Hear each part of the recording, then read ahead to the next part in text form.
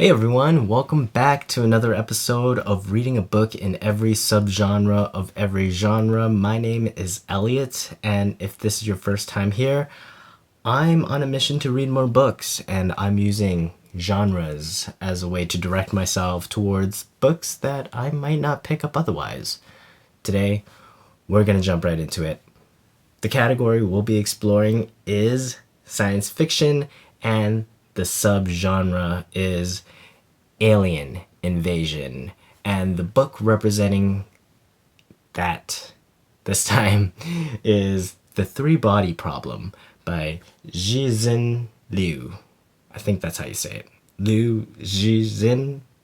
I tried my best. Let's first talk about alien invasion. What is it? Well, it sounds terrible.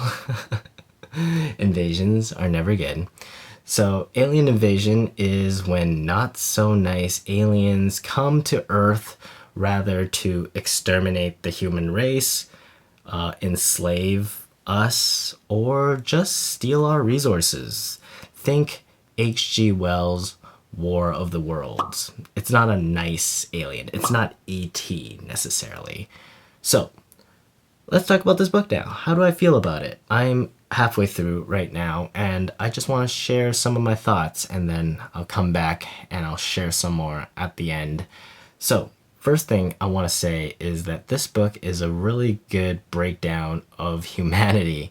It really breaks it down well. It tells us what we have to lose. One of the first parts that really caught me was that it takes 300 years for a tree to grow. It could survive through rain, sun, storm, but it only takes a few seconds for it to be cut down.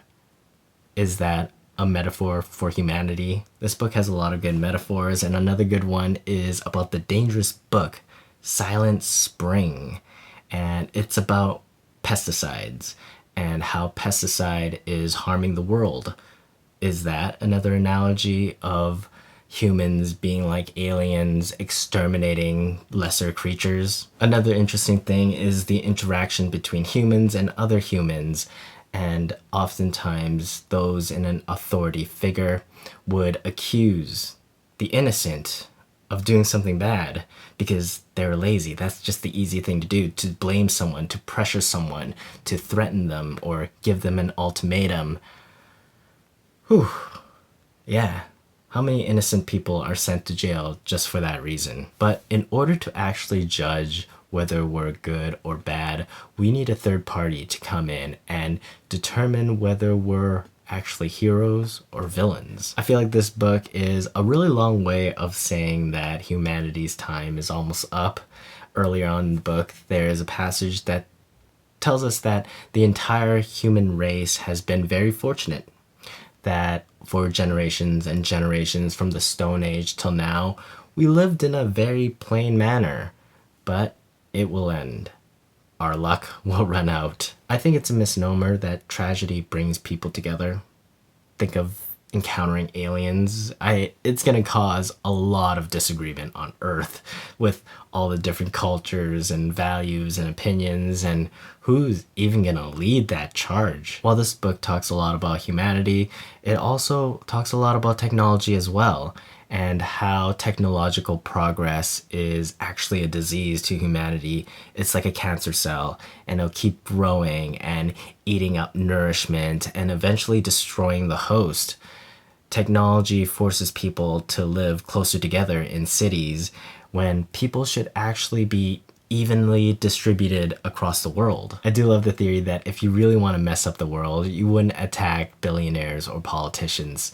You would attack academics, because those are the people who are really doing the heavy thinking. But smart people, they'll figure that out pretty quickly, and they'll choose to take on less responsibility because smart people tend to get more responsibility, so they'll play dumb in order to fly under the radar, if you will. As a not so smart person myself, I love that this book had a lot of good analogy to help explain complicated physics and scientific concepts. Good science fiction to me is good explanation of difficult concepts. The billiards game, the shooter and the farmer, and even the three-body problem, where they use the example of a ball being passed around by three players. I get that. I feel smarter for being able to understand that, even though I'm reading it as I'm falling asleep. This is a complicated book, and especially when the writing style is kind of like a report, and reports are work, and you're reading it in the middle of the night, falling asleep, and I'm like, this is work, man. I am exhausted. I kind of understand what's happening. Some virtual reality game, the three-body game, and an Earth-like planet having these different phases, a chaotic era and a stable era. And during the chaotic era, the beings need to dehydrate in order to survive because it's rather really hot or really cold. And during the stable era, that's when things are nice. That's when things can grow. And all of this is caused because there's three suns and the earth is being kicked around like a ball between these three suns. Crazy concept. A lot going on. I'm very curious to see how the rest of this book actually goes. Like I mentioned, I am halfway through this book right now. I'm going to finish it and I'll come back and give you my final thoughts. But before I go, I want to leave you with this. If you want to make a story more interesting, help build tension, if you will, do this. Add a countdown. It doesn't matter if it's for New Year's Eve or a bomb. It could be something completely mysterious, but a countdown really helps turn the page. I love it. Anyways, I'm gonna finish reading this complicated book. I will be right back with my final thoughts. All right, hang tight right now. All right, I'm back. I just finished reading The Three-Body Problem by Cixin Liu, and here are my thoughts. There is just so much to unpack with this book that I think I am gonna start with humans. Humans, they're incapable of self-improvement. I think we can say that. We try, we do things. We take climate change, for example, a problem that we caused, and we're saying we're making it better. We're making improvements, but are we really ever gonna see a difference? Things going back to the way they were? I'm not too sure. We need help from an outside force. Take the Trisolarians. Maybe they can help us. Maybe they could coach us to become better. Maybe they could teach us the errors of their ways so we can learn from them and hopefully not continue going on the same path that they went down. I don't know. And that leads us to the technology side of things. We are still living in a Cold War. We have access to warheads that could just destroy the world. Imagine what would happen if humanity had access to black holes, antimatter, and other forces like that in the universe. We are doomed. This book, as much as it is about aliens, it's also about ourselves. It's also about being human as a collective and asking what makes a hero, what makes a good person. When we think about a good person, we often think about them saving other people. But when in fact, people need the least amount of saving. When you look at a war scene, when you look at a war, and you see dead soldiers lying around, and you point at one of them and you go, is that a hero or is that an enemy? That is wrong. That is the wrong way to look at it. According to this book, the appropriate way to categorize those people that have sacrificed themselves is just as a part of history.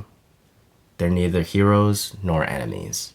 They're just history. Now, I don't want to criticize billionaires, innovators, or really smart people. That is not my style. But after reading this book, it brought into perspective that maybe smart people would be the first to abandon the human race because they have a clearer idea of what the greater good would look like. So in many ways, what they're trying to do is trying to look around us and find the path they need to go on. We're here. Our human species is right here. But they're looking around us to find the solution. That is how I feel sometimes, and when I read that part in the book, I'm like, okay, smart people, yeah, gotcha. a lot of problems. A lot of problems. Not putting it on them to solve everything, but you do wonder where, you know, their goal is and where our kind of comfort, happiness kind of lies within their objectives. So keep that in mind. Now, there's a lot to criticize about humans. We're not perfect, but there are some good stuff as well. We have this curiosity, the zest for adventure. We, human as a species, we're kind of wandering the desert, wandering, and aliens, they are the idea of a lover in the distance, as this book puts it. And I just found that so beautiful, that our search for aliens, our optimism, our hope that they exist and they could actually, you know, treat us kindly is such a beautiful, hopeful thing. And I love that in an alien invasion sci-fi story. All right, let's talk about the science aspect of this book. And let me just start with this. It is really tough to read about quantum physics while I'm slowly falling asleep. I think that's okay, because a good science fiction to me is about balancing the action of like aliens, space, technology, all that stuff, and explaining the science behind it and actually having a little bit more depth in terms of what we want the reader to get out of this, and not just having it be like, oh, it's all magic. As tough as it was to read this science-y stuff in the middle of the night, I did learn a lot. I learned a lot about photons, such as like gamma rays, X-rays, ultraviolet, and other type of radiation, and also how the sun can act as this energy mirror, and it could be this giant antenna to broadcast radio waves into the universe. I found that to be very interesting. What I found more interesting was the political aspect to science experiments and how just symbolic aspects can turn people off of, you know, pursuing that experiment. For example, the red sun is inherently linked to Chairman Mao, or calling something the sunspot, which is direct translation to black, which is the color of the counter-revolutionary. You could just like shift things any other way, and that just proves how important branding is for not just marketing products, but for ideas and experiments and research as well. So we talked about humans, we talked about science. Now I want to talk about the aliens. First of all, where are they? I read like 80% of this book and I'm like, when are these aliens coming? Then I realized book one is really just setting up the whole series. And also, okay, science I love, and I love the science of the aliens living really, really far away. So any sort of communication they try to do, it takes forever. If I was to compare this book to something, it would be more along the line of the movie Arrival than the movie Independence Day. This book gets really good once they make contact with the aliens, because we now know what's at stake. And what's at stake is that it is going to take generations to prepare for the arrival of these aliens. And so with that knowledge, people start splitting up into different groups with different ideology of how to respond to these aliens, how to respond to ourselves with the knowledge that aliens are coming. These people are broken up into three groups. The first one is the Adventists. These are people that hate they hate the human race. They're like, good riddance, finally, get rid of us. This is the way it should be. And then there are the Redemptionists. These are the people who found religion in aliens. They worship them. They're like some sort of god that's coming to save them. And then there are the Survivors, and these are the people who just want their next generation to survive the alien invasion. Each one of these groups have their own motivation, their own goals, which makes me think, what group would I be in if I was to join a side? I think I'll be an Adventist. I would just be like, get this, get out of here, goodbye human race. So the last 20% of this book is my favorite part, because we start to understand how humans feel about aliens, but also how the aliens feel about us, and they're a little bit cautious, which only makes sense, because what happens when we humans see bugs, snakes, or like a critter running around in your yard, right? And we approach them. We say, they're more afraid of us than we are of them. That leads to the last comparison I want to make, and that's the aliens calling us bugs as if it's an insult. We're bugs. We could be killed so easily. But think about this. Humans have been waging war against bugs since the beginning of time, and bugs are still everywhere. I have ants in my backyard. I have moths flying around in my apartment. They are impossible to get rid of. So, if aliens are calling us bugs, I think we should take it and we should not lose hope.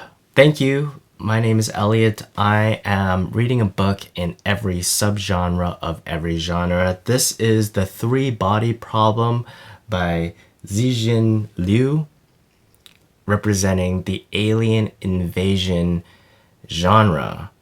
If you have an alien invasion book that you want to recommend to me after finishing reading this one, I would love to hear from it. Leave it in the comments below. I am always looking for new books to explore and books within a category to just dive deeper into. I'm a big fan of sci-fi. I'm a big fan of alien invasion, and I do think in due time I will read the sequel and the third part. I think it's a trilogy, so I'll get to that as well. I will see all of you next time in reading a book in every subgenre of every genre.